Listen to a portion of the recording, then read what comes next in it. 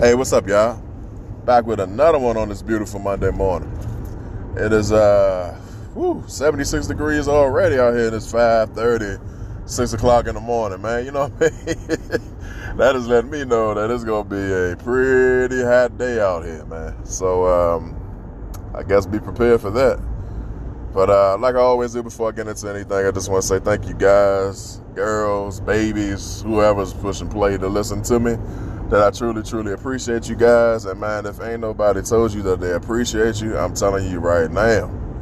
Alright? Because I know there's a lot of love and everything that need to be shared across this world right now because everybody's losing it with the violence and everything. And all types of rates are up, suicide, all types of stuff, man. And I just feel like if people were just a little bit more appreciated and treated fairly and everything, that we wouldn't have a lot of that going on. So I just want to say I appreciate you. No matter if ain't nobody else told you. Look, you don't know me. Maybe you don't. Maybe you do. Just know I appreciate you, okay? All right. Hey, look, man, nice weekend for me.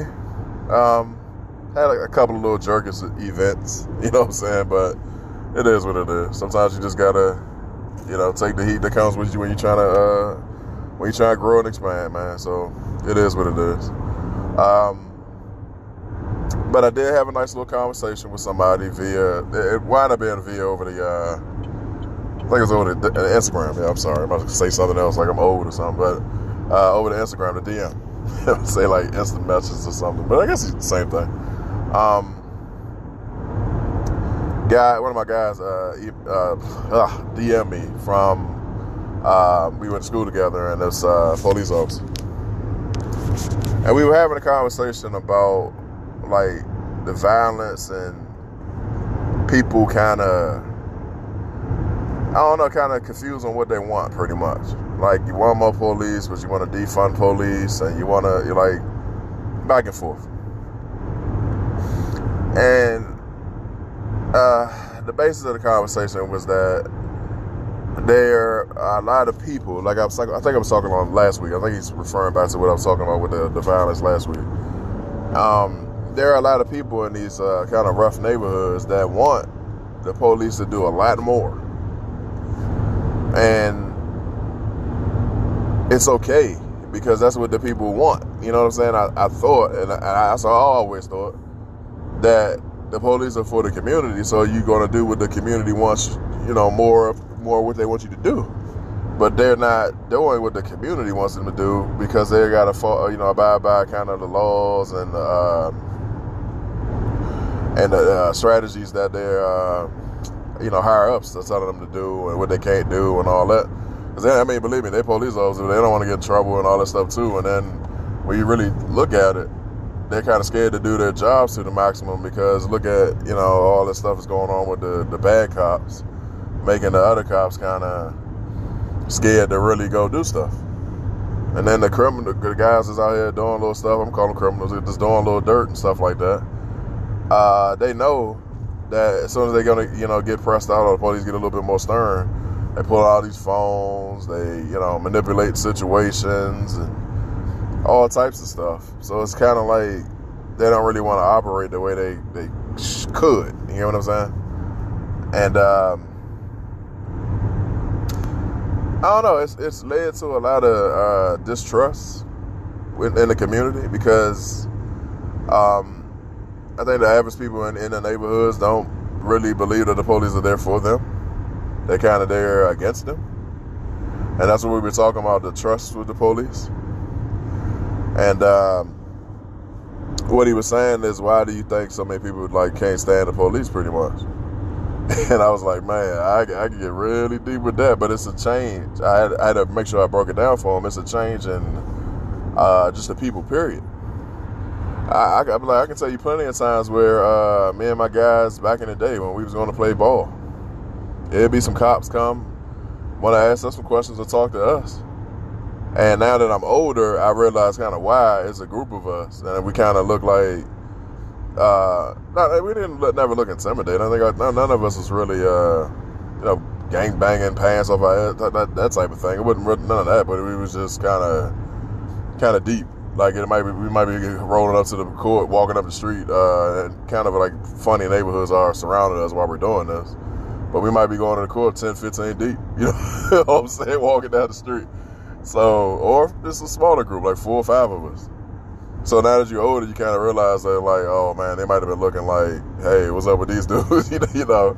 But they'd come to us and they would talk to us and ask us, joke with us and stuff like that, break the ice, and then before they go, they'll be like, you know, we just got to do our job, you know, we got to do that. You know, it's all a part of the routine. It's a good way for them to have a conversation, I guess. And then they ask us, you know, any drugs, anything like that. Like, nah, we don't do all that. We just going up to the court.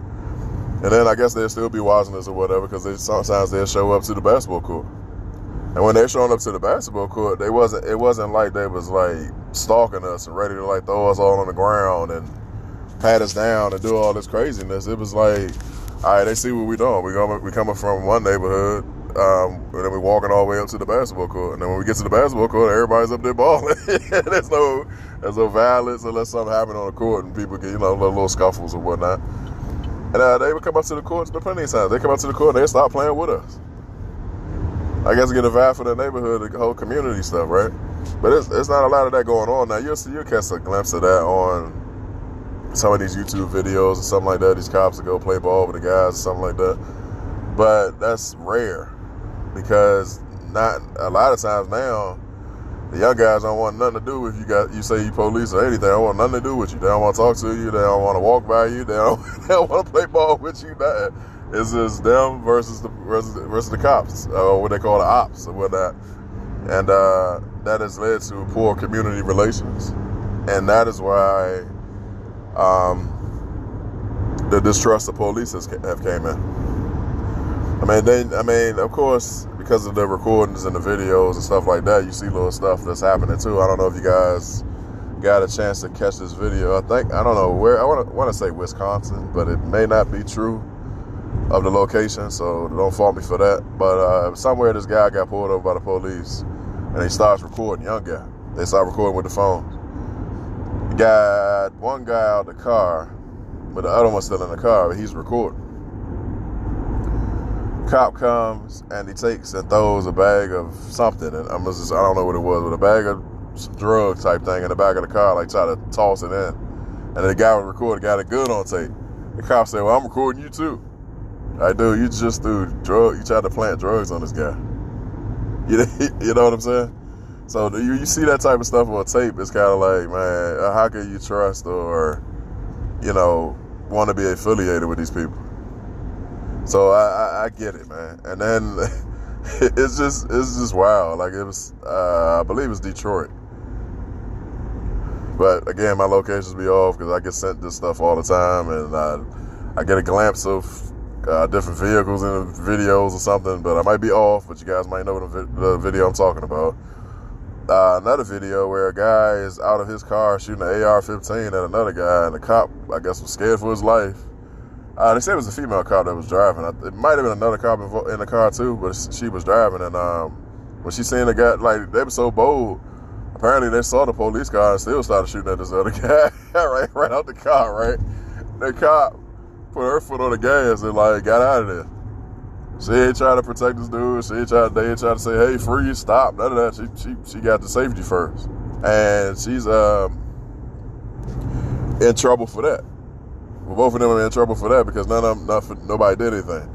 They like went a block, seen that the guys pulled off, and they turned around and went back to go help the guy that got shot. And apparently he's I ain't gonna say he's okay. He got shot a couple of times. That's not okay. That's not perfect, but apparently he's gonna pull through.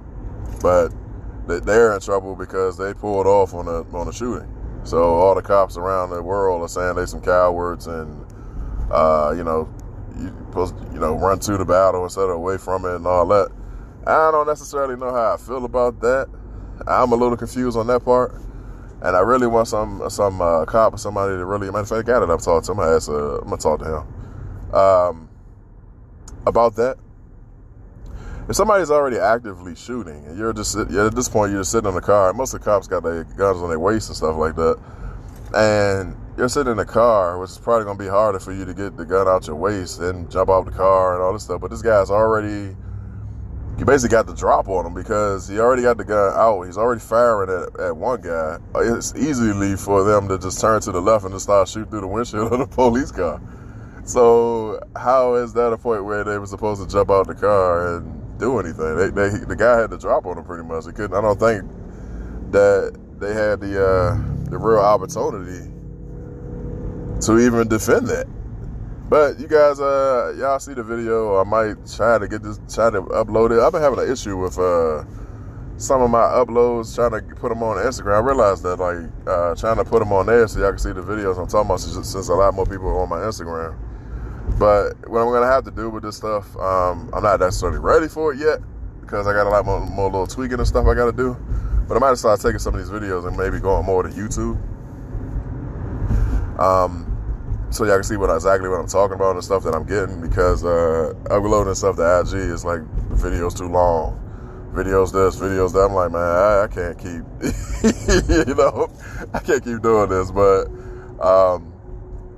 it's all coming though, because the YouTube video, my YouTube channel is active, and it's getting loaded up with a lot of my Spreaker stuff that's going on there and other videos and stuff like that. So it's a lot of little, when you want stuff to go right, you do a lot of, tweakings to make sure things go good, instead of just throwing a lot of trash out there and thinking that you're going to be a millionaire. I mean, that's why everything takes time, but it is what it is. But this conversation, man, I just want to know, at the present moment, what do you guys think about the community and the policing? Do you think that in any form or fashion that that a relationship between police and the community can be healed? Or are we at a place where this is what the reality looks like? Barely any police. Everybody just acting like it's a wild, wild west. Like, I just want to know, even in my hometown, D.C., over the weekend, shootings everywhere. Some big one that's over there by O Street Market, anybody that knows, Shaw area. I think two people died, and I think the other guy's in the hospital. Big shooting, no cops around, nothing. DC already announced they are short on police officers. Nobody's hardly applying to be police officers. They said by 2022, I think in the beginning of 2022, a lot of the other guys are due to retire early and stuff like that. So that's they have listed another 100 police officers that's leaving. So they're already short 200 now, another 100 is leaving. And now they're telling cops that are in the city now to not stay at one post in these neighborhoods, to basically keep moving around. So it's almost like lean manufacturing for police. Get the most out of one cop that you can get out of it. And what's that going to lead to, everybody? Burnout. Man, burnout happens. That's when people stop caring about stuff. You hear shooting, cops they just going to sit there and know that they can't do nothing about it, and they just there to collect the paycheck. And it's going to be sad, and we're going to be living like we did, wild, wild west out here, man. So I truly don't get it, but this is where we are. So ultimately, that is the question today. Do you guys believe that community policing can be healed? Can it be healed? Can it be repaired? Can we actually perform this? Can it be people in the community that are monitoring the police to see if they're doing what they're supposed to do, like a back and forth dialogue type thing of what's going on? Or is this all over? Like, all the stuff that happened with George Floyd and everybody else pretty much set the tone that nobody cares what happens to the police anymore. So I really want to know what you guys think. Short and sweet. And I think I'll try to post something, because I am kind of mobile this week, so I might not be able to hit all my tones and stuff like that. I like to put behind these podcasts now, but this week is going to be kind of a mobile week because I got a lot going on, early mornings and late afternoons. So, all right, y'all, short, sweet, but let me know what you guys think. All right, bye.